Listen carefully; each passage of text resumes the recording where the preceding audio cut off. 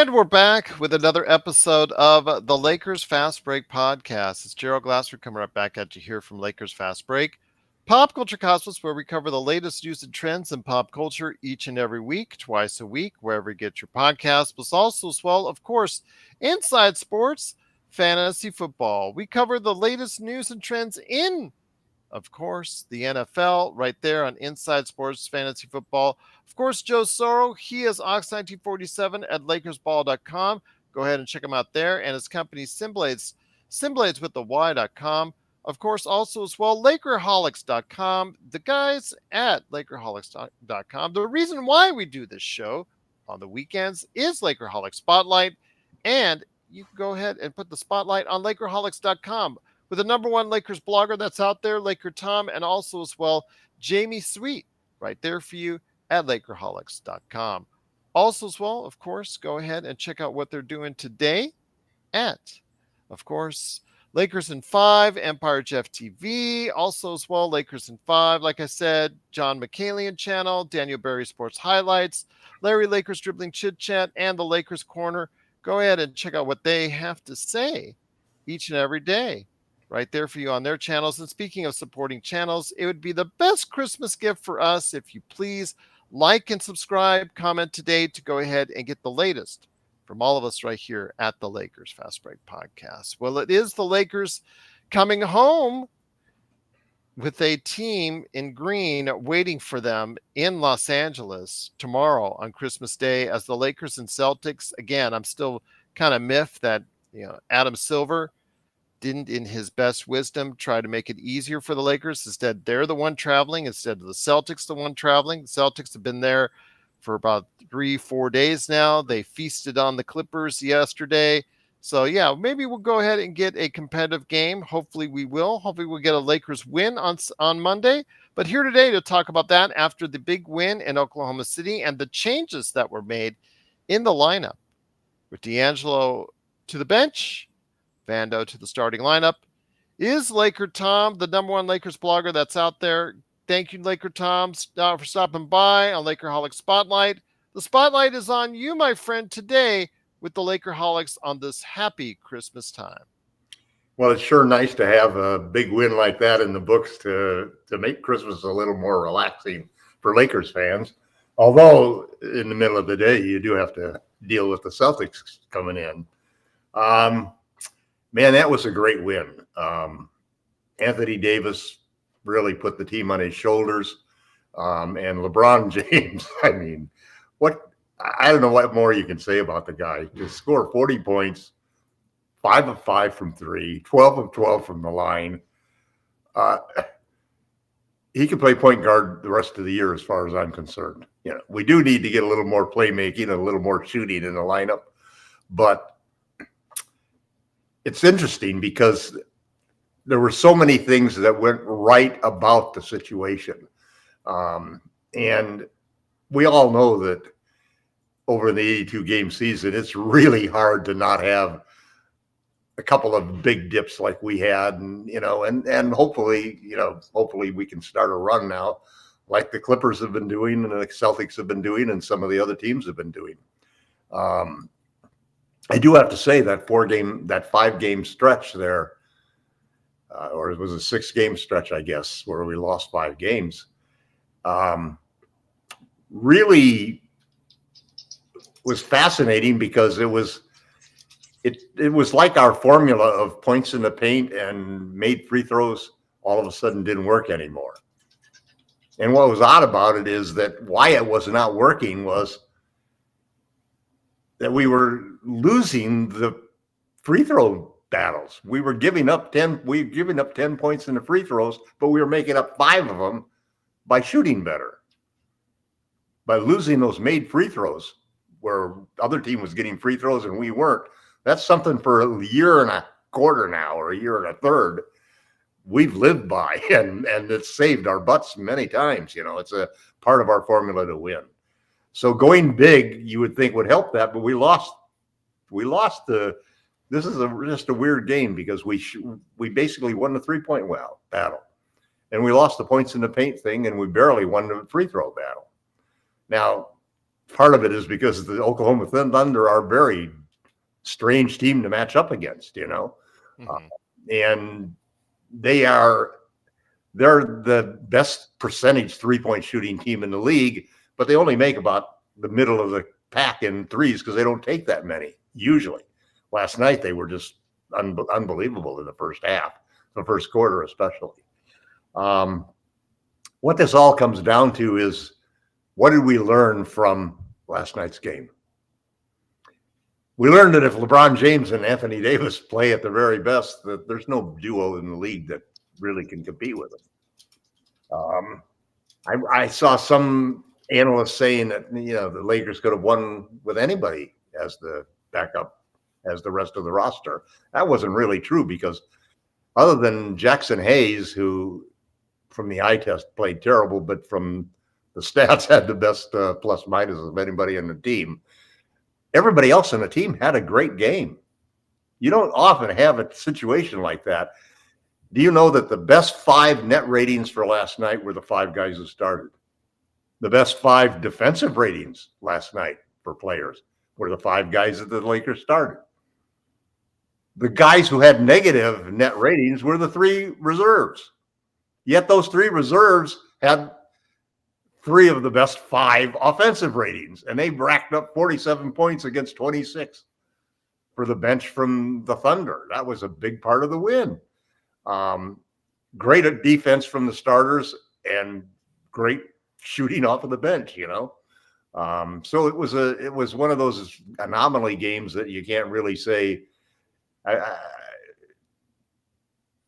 There were one of the guys on Twitter who I really like basically said that the big worry about this game was that the Lakers would shoot really well, shoot better than they can sustain, and Darvin Ham would be a hero, and they'd keep playing this lineup, and it'd take us another month to finally get to something that was going to win.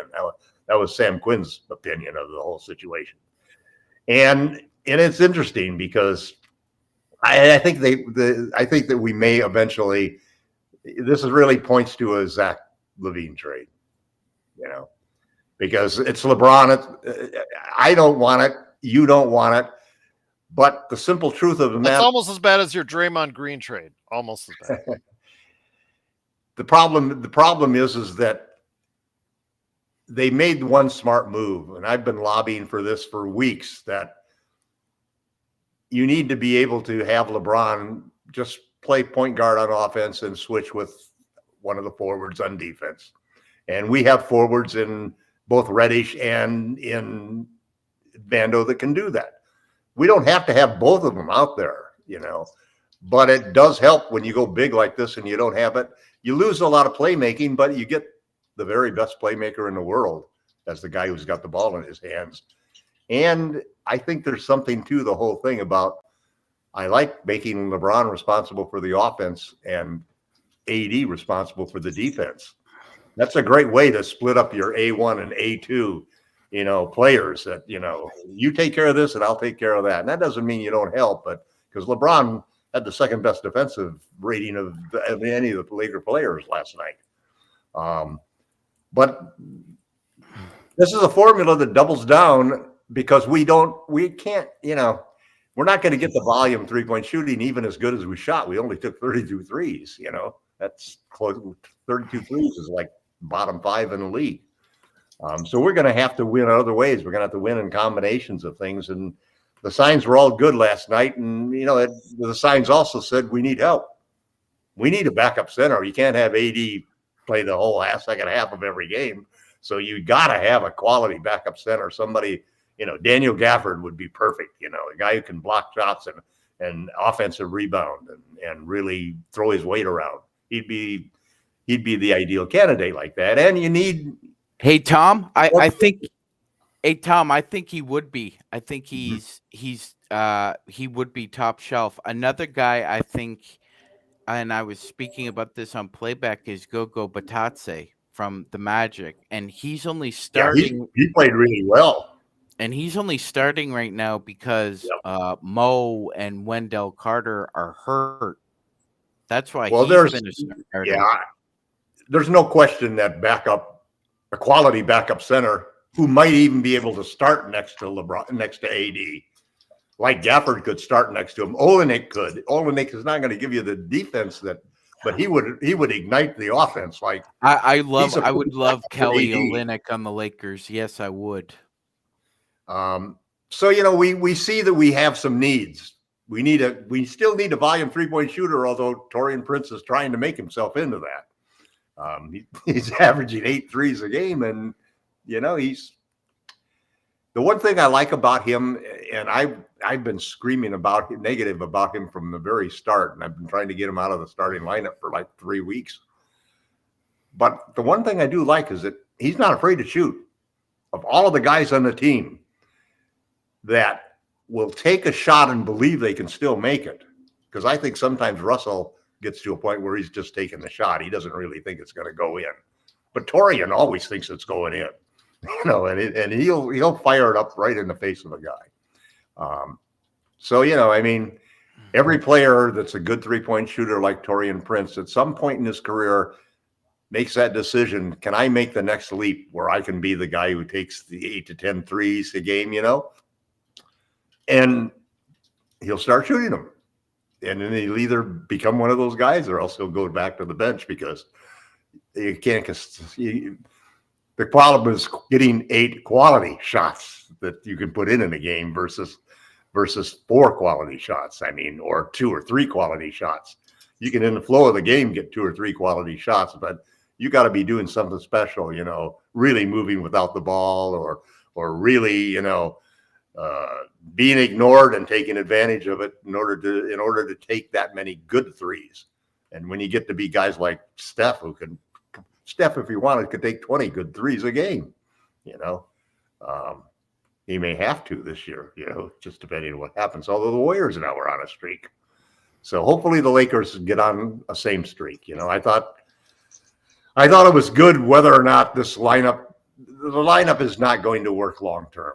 I think everybody just has to accept that and then just be thankful for what we get out of it. And what we get out of it, hopefully, is a really motivated LeBron who will turbocharge the offense, both with his scoring and his playmaking. And AD continuing to just be the gritty, play every game guy that he's been so far this year, as far as I'm concerned. If that's a formula to hold us off until we make a trade. And the thing is that we're not going to trade Reeves, and D'Lo's probably going to get traded for sure. Well, wait a second. What you say, we're not going to trade Reeves? Reeves is not untouchable, nor should I don't believe. No, I don't believe Reeves that is defense untouchable. I don't think we'd trade him for. We'd trade him for Laurie, but we wouldn't trade him for Zach. Yeah, it depends on who you trade him for. Yeah, but right. This preconceived. There's only 2 untouchables on the Lakers in reality. Yeah, we saw yesterday, Tom, because you were talking about the ratings, and I'll get Magic Man. I'll bring you on here in a second. But we saw Magic Man on playback.tv/Lakers Fast Break last night when the Lakers, in that comeback by OKC, the fake comeback that ended up not working out for them. Where were they targeting? They were targeting Austin Reeves. He was getting picked on each and every possession, and will continue to do so, no matter if he's coming off the bench or he's starting. Now, coming off the bench is a little bit easier to hide him as far as on the defense. Well, it's easier to hide him, and he can also take advantage of the other guy who's defending him. Well, if SGA is defending him, it's still not very much of an advantage. No, but when he comes off the bench, he's often playing against the bench player. That is true, and that's the thing. That's what you want him to. That's what. Yeah. That's the big advantage of D'Lo coming off the bench. But yeah, I just want to make clear that anybody who out there has this preconceived notion of him being untouchable is it's mistaken. He's going to be if he's going to be traded, it's going to be for somebody who's really, really good. Well, it's got to be a significant upgrade. Yeah, it's got to really be a 3rd star. Lauri Markkanen is the only one I can think of that is really. I presume they would probably, if they made a trade for Trey, because he's a point guard and a scorer, I think they would probably give up Reeves in that trade. I don't think they'd do it for Levine. Levine just doesn't have enough. The price on him is so low that it'd be stupid to include Reeves. You wouldn't have to get him. I do like Austin off the bench. And listen, I think just like Gerald said, it's easier to hide him off the bench than it is against the starter, and there's fewer bench guys that can burn him.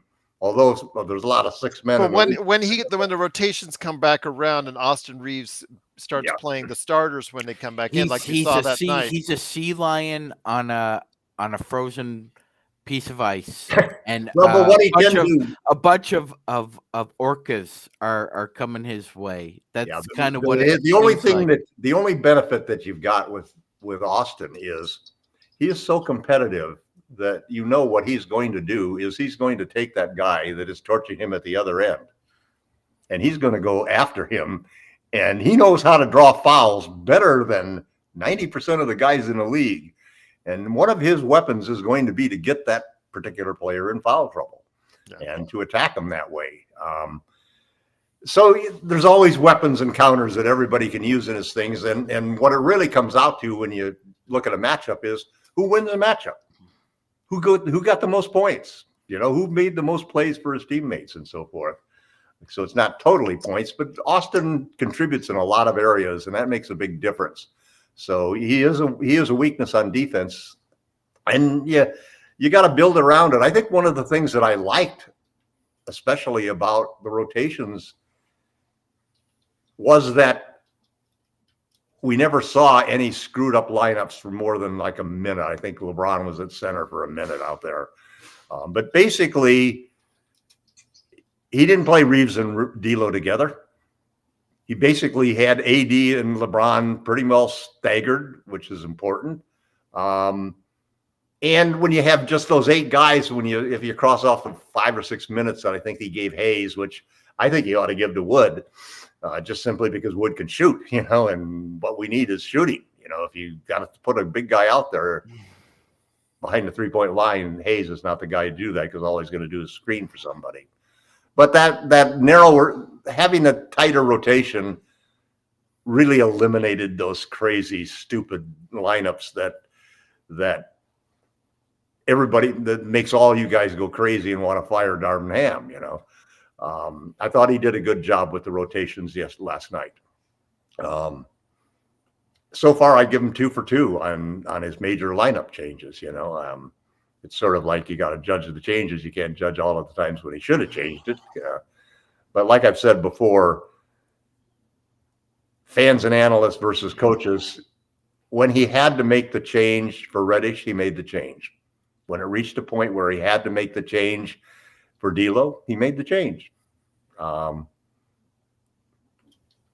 think Prince falls in the category of, a couple of previous favorites, Dennis and before him, Avery, that, man, they're going to play. I don't care how many minutes they played for another team. They're a 30-minute guy on Darvin Ham's lineup. But I like Prince. I'm growing over to the fact that he's there. What's interesting is all of the money on the bench. You got Reeves. Now Rui is another good situation. This lineup and the narrowing of the rotation, I thought really helped Rui a lot. And I don't mind his money off of the bench because we've always sort of slated him as a bench player. He could come in and provide energy. And his defense is not good enough to start, really. I think that's where Ham is, and that's where the whole team is with him. But the other 2 guys on the bench now who are making a lot of money, D'Angelo Russell, and unfortunately, the guy who's going to be our version of Kendrick Nunn this year, Gabe Vincent, who's our MLE candidate, man. Our number 1 recruit for the year. Our first free agent, our top priority, the guy we spent the most money on. one So you got $27 million there of tradable assets on the bench that are going to be traded. One little wrinkle I wanted to share here, Gerald, is I think AD should be shooting more threes. Not a lot more, but he should be shooting more threes. He is shooting 36% now on his long twos, and he's shooting 39% from 3. Shots fixed, huh? He's suffering. It is, Tom. But it's almost as if he's suffering from the KG syndrome. I mean, he can step a step or two back from those long twos and still make those shots. Yeah. I mean, it's his release is very clean now, and it's almost the same as KG. KG would take difficult 22 footers when if he stepped a foot or two back, it would be an easy 25-foot three. I think AD needs to do the same thing, Gerald, especially now with LeBron moving to the point. And he's only taken 4-corner threes all year, Gerald. So AD knows where his sweet spots are above the break. So I really hope that he puts it upon himself to try and beat Porzingis at his own game tomorrow. Well, he's definitely shooting better. And also here today, Magic Man Sean Grice, the madman from Toronto. He did go out Toronto traffic to join us on this holiday season. It's great to have him here. Such a great part of our coverage here at the Lakers Fast Break. I wanted to go ahead and say, Anthony Davis, I know it's something that Zangerstein and I talked about, and you, because, Laker Tom has been saying, oh yeah, AD needs to shoot more. We need to have the shooting five. We need to have shooting five. And, Zangerstein was pointing to Anthony Davis as shooting more. But I'm like, he had just gotten off an 18% 3-point shooting season. So it's like, okay, you cannot rely on that. But so far this season, he's picked his spots and shot well for now. I think he needs to continue. Both from mid-range and from deep. I think from deep, he needs to continue to pick his spots. Yeah. I think the more that you start relying on it, the less in returns you're going to get. I really think that if you're counting on AD to continue at 36%, if you give him a higher volume, I think that's a very unproven, and I'm not sure that's wise. I think right now, LeBron is shooting close to 40%. Actually, he's shooting above 40%, I think, with his 5 for 5 yesterday from behind the arc. So he is now that 40% shooter right now that everybody's been hoping that the Lakers have. And you're high, and not a high volume per se yet. He's been shooting 4 to 7. So I think that's pretty good, Tom. What you're getting? We got 2.5. We got 2.5 shooters, Gerald. Yeah. Prince and LeBron are full-fledged 4 or 5 we shots. Need more, and I know we need more. Rui, if he's out there, I think Rui needs to be given more minutes. He can give you 4 to 5 a game as far as that. The minutes were nice on the last game. I thought that they were 29 minutes for Rui last game. Yeah, I like him up there like that. I think Prince needs to be reduced, like Magic has said recently. Go ahead, Magic. Sorry. Yeah, no, I agree, Gerald. I thought Prince played the exact amount he should last 25 night. 25 would be player. Yeah. I mean, he was effective from 3. The one little problem I have is that he did pick up a technical foul off the bench. What was that for? He just mouthed off. He didn't like the calls. He headed to the bench. He sat down. I agree with Phil Jackson. They're not helping us at this point in time. That's for sure. I agree. I kind of agree with Red Auerbach and Phil Jackson in that sense, Gerald, where if you're not my best player, my second best player, shut your mouth and let me talk to the refs. And, I'm sure Coach Ham had a word with him. It's like, that can kill a run, Gerald. We've seen it time and time before. But that was just a small little infraction, but Prince has played well, Gerald. Even that little slip there with Chicago and New York, his 3-point game has really been steady. The past, he made a great block. 15, yes, he did. 15 games. Man. I thought it was LeBron at first. So yeah, I think Taurean Prince needs to play exactly what you said, Gerald. Around 25 minutes. If you could keep him under 30, he doesn't lose his legs. He looks like he remains fresh. He's now at 39.2%, second on the team behind LeBron. Right. Rui, after a hot start. What's his volume up to now? What, about 7 a game? I think he's close. That's what we need. We need a regular starter shooting 7 to 10 per game, and shooting them, at 40%, because all of a sudden that guy becomes, Actually, Rui is at 40 on the dot. So you've got three players now, Tom, that are 40% shooters. Still, the averages weigh themselves down. They're still a below average 3-point shooting team. But if you've got those Oklahoma City has so many shooters, my God. Yeah. Well, that's what their offense. They're shooting 38% as a team. and But they got like 7 guys doing it. But Nobody guys, in huge volume, but 7 of them. it was a great victory in Oklahoma Yeah. City, but the team now turns to Los Angeles for a Christmas Day game against Grinch Boston. game.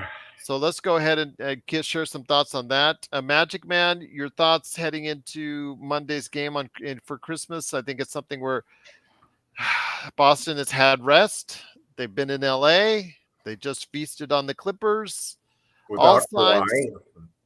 well, all signs are not pointing well for the Lakers on Christmas. But then again, after coming off a great win in Oklahoma City, you never know, Magic Man. You never know.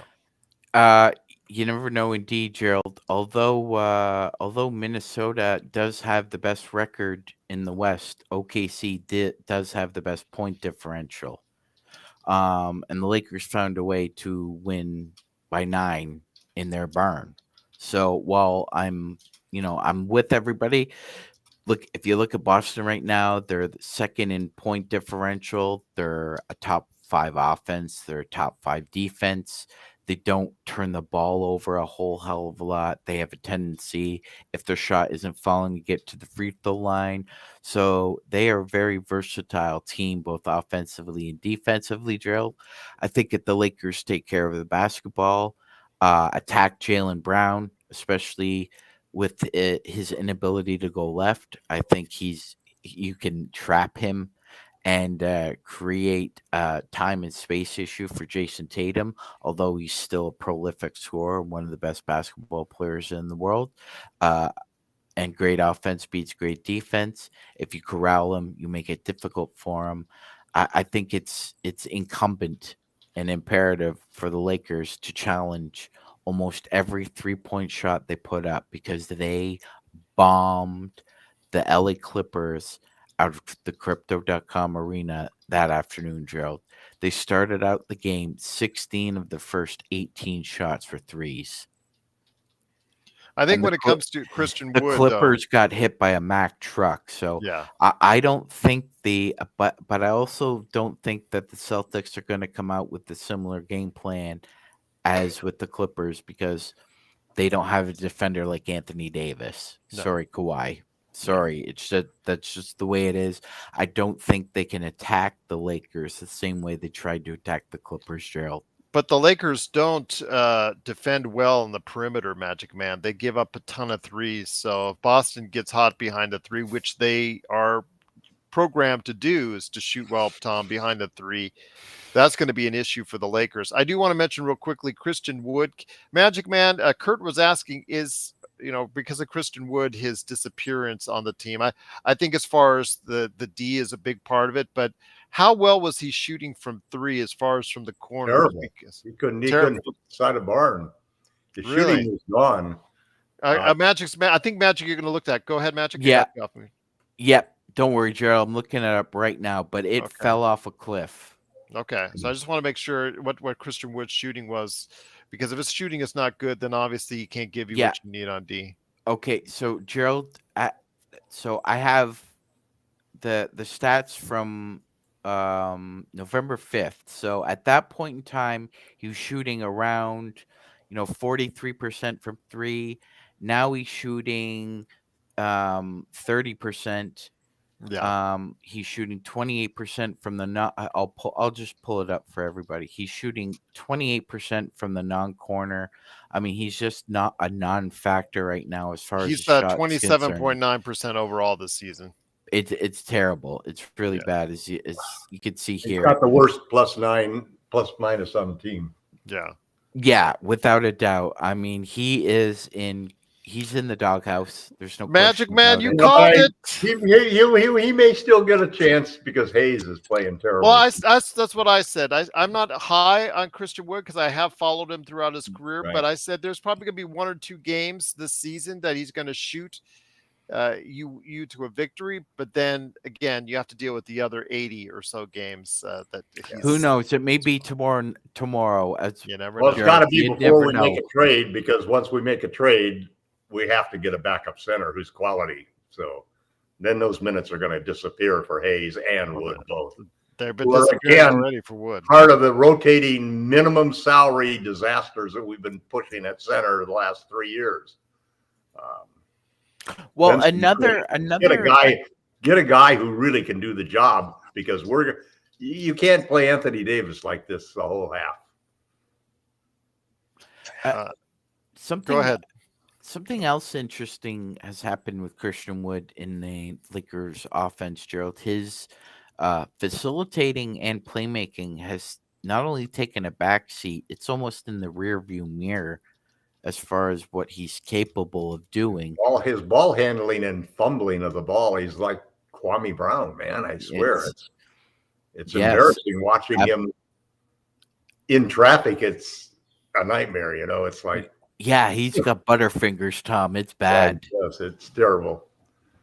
Once again, Still has a good attitude, though, so you like to see that.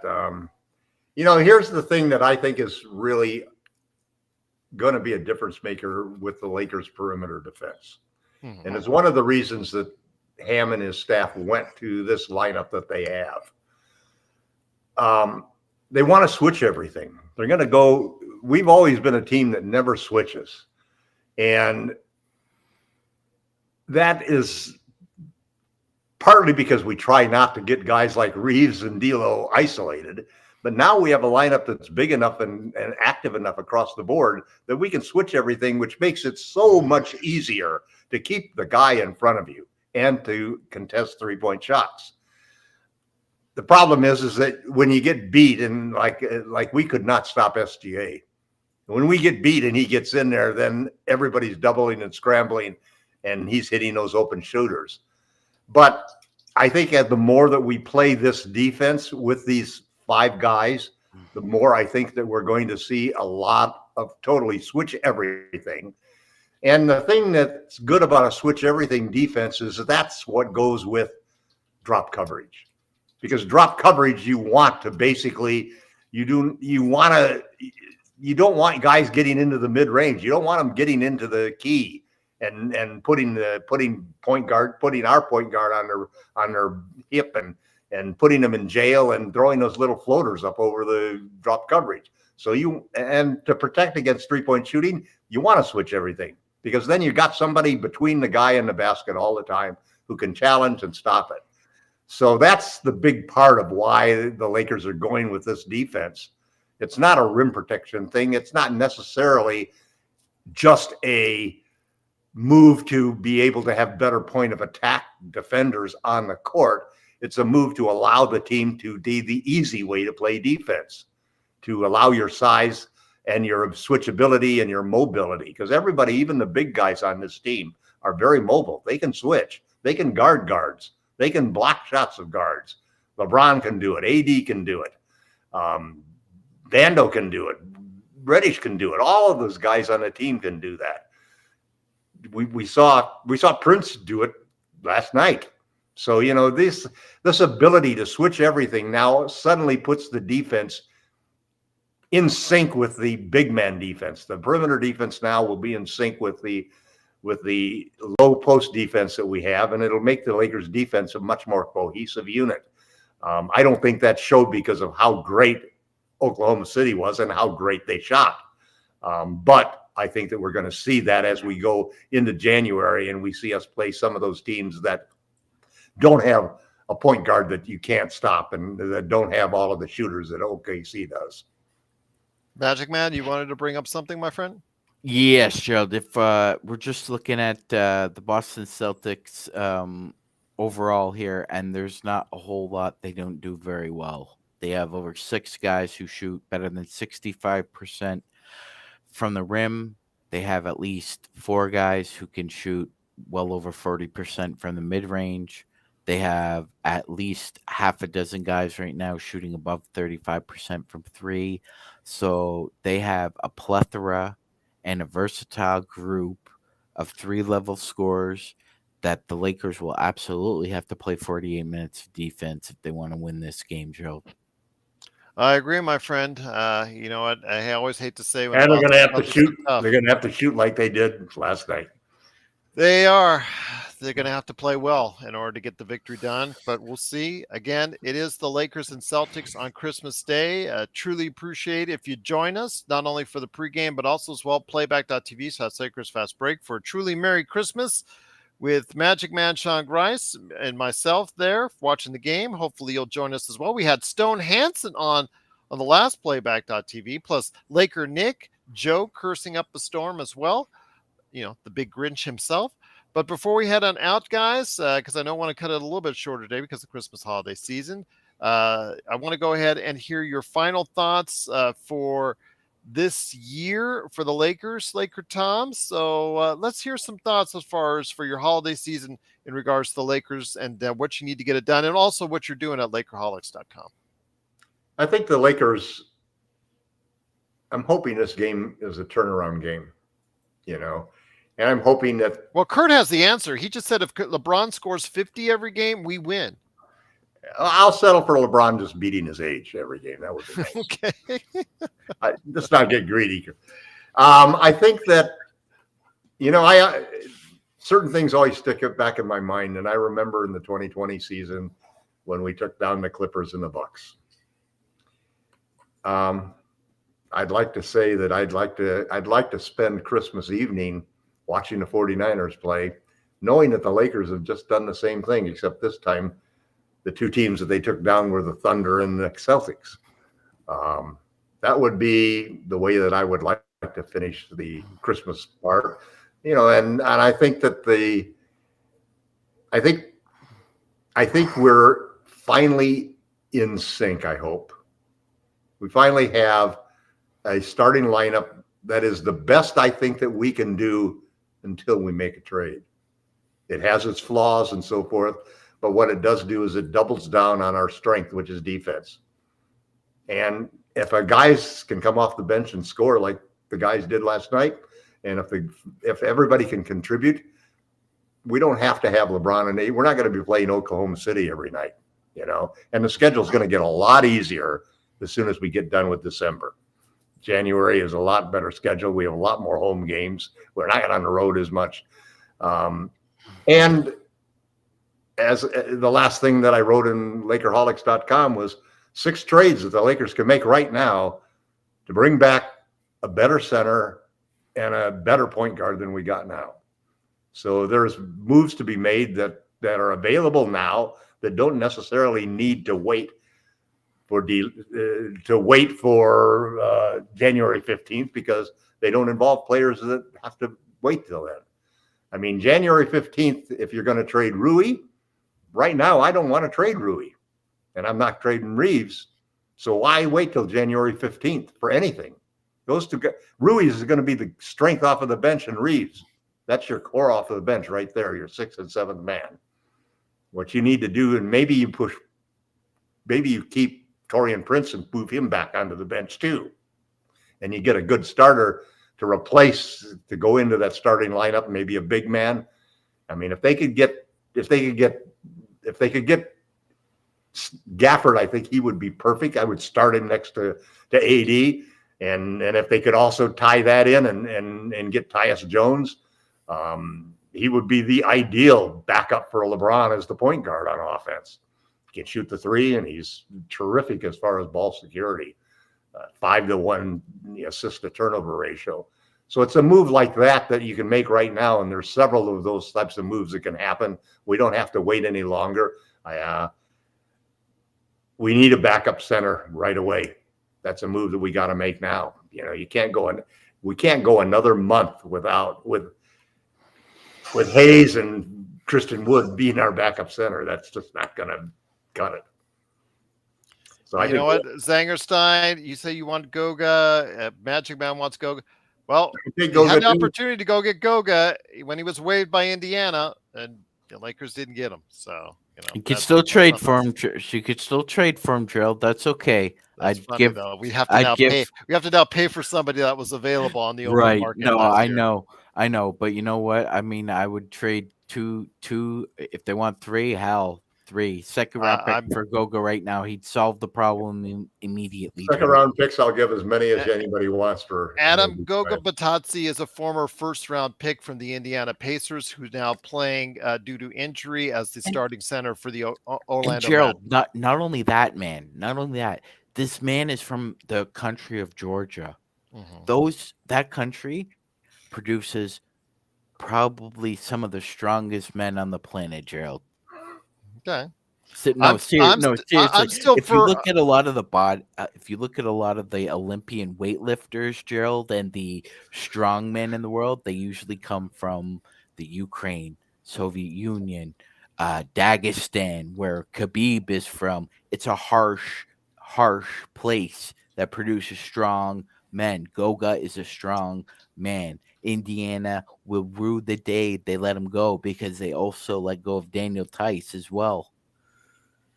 Yeah, again, it because comes down to I'm more akin to the Atlanta trade that I proposed now for a little while. So I think Capella they want to get rid of, and also as well Dejounte Murray.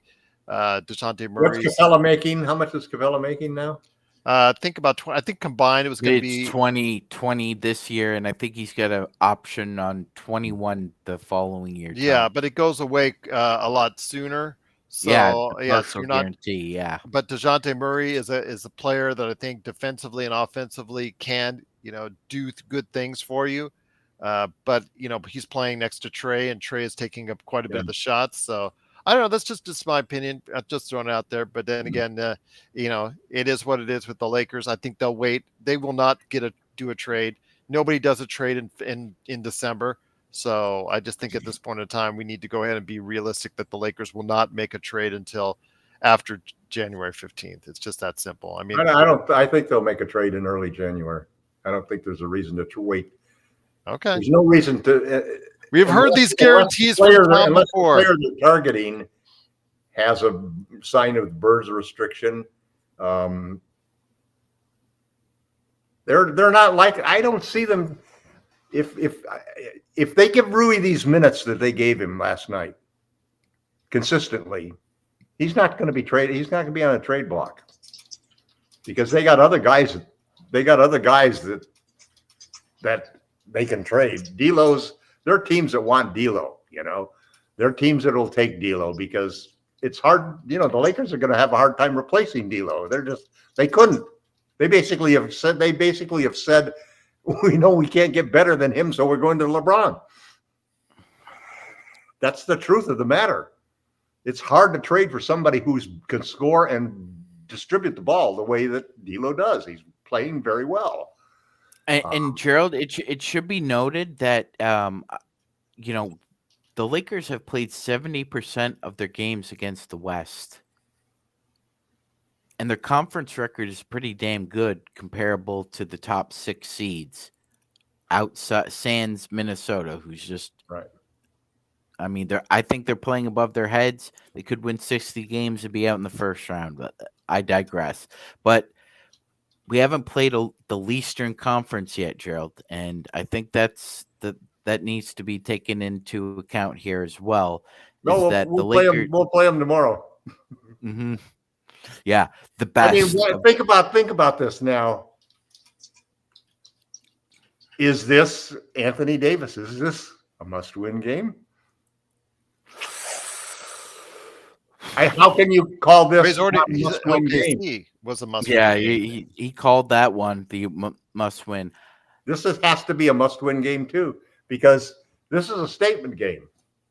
This tells you where you are, where you need to try to be, or could it raise the ceiling of where you think you could go? This is an important game, and it's a home game. Coming off of the other game, lay an egg tomorrow on Christmas. Man, that's like coal in your stocking. Really, I mean, you want a diamond or you want coal in that stocking when, that's, I don't want to go home. I wouldn't want to go home after Sunday's game and spend Christmas night. You got to prioritize this as a must-win game. Ham has to play the same type of rotation. We have to expect the same quality of play and the same quality of effort from every single player, including LeBron James, who basically had the worst plus-minus of anybody on the entire team in the last 6 games before last night. So even though it was like he just went on vacation after the IST, just like he did after setting the scoring record, It's like all of a sudden, well, got to coast a little bit. I just want to go ahead and mention to Zangerstein, because she is incorrect. Goga Batazzi, when he was waived, was signed by the Orlando Magic on February 13th of earlier this year. When he was signed, the team had a option for a full year. It was through for the rest of last season, and then also for this season if they chose to, and they exercised the option over the summer. So he was not a free agent over the summer, so he was not available. He was available when Indiana waived him, but Orlando picked him up and they exercised the option. So he will be a free agent this upcoming offseason. So just to let everybody know. When was he available again? He was available in early February when Indiana waived him. Orlando, for the rest of the season. So that was last year. Last season, yes. And our centers last year were, wasn't it Andre Drummond right around then? No, I think that was Drummond. Was we went through the Damian Jones, Mo Bamba, Wenyen Gabriel experience. That was during the Mo Bamba period. But again, Goga was waived in early February by Indiana. He was picked up for the rest of the season with a club option for another season, which they exercised, and obviously they're reaping the benefits from right now. So they could have waived Mo Bamba early then instead. That's almost impossible to trade for a guy like that, though, because he's not making anything. So, yes, yeah. What do you can't? I mean, seconds are about all you can throw at him. Yes. Well, enough of Goga Batazzi for now, though. We'll see as far as it's concerned. Maybe give me Daniel Gafford. There you go. The Lakers. Kelly Olynyk, one of those two. Yes, they did. They let go of Bamba and Beasley anyways. Now Bamba is getting replaced by Kenny Lofton Jr. in Philadelphia. But oh, really? Yeah. But it is the Lakers Fast Break. We truly appreciate you joining us. We're going to head out a little early today, so go ahead and enjoy the Christmas festivities. But we're going to be back tomorrow on Christmas Day as the Boston Celtics and Los Angeles Lakers meet up. Around, was it 2 or 3 o'clock starting time in the Pacific? I think at 2. 2 o'clock. 2 o'clock, yeah. 2 o'clock Pacific. Death of the Grinch tomorrow. Death of the Grinch tomorrow. Anything green is going down. Magic Man, any last thoughts, my friend, before we head on out, my friend? Yeah, I can't say my friend too much because people just say I say my friend too much. So I can't have any friends. Yeah, angry loners tell you that, Gerald. Oh, you mean Joe? Oh, I'm sorry. Did I say that out loud? All right. Go ahead, my friend. Yeah, no, just honestly, Gerald, just thankful for the Lakers Fast Break. Our esteemed podfather, I mean, put this together, wrangled all of us together.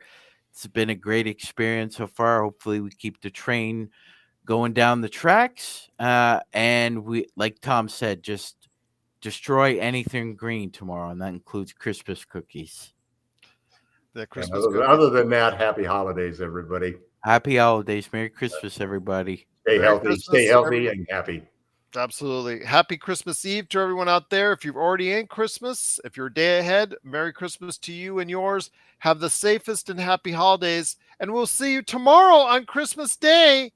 Yeah, us, Christmas Day.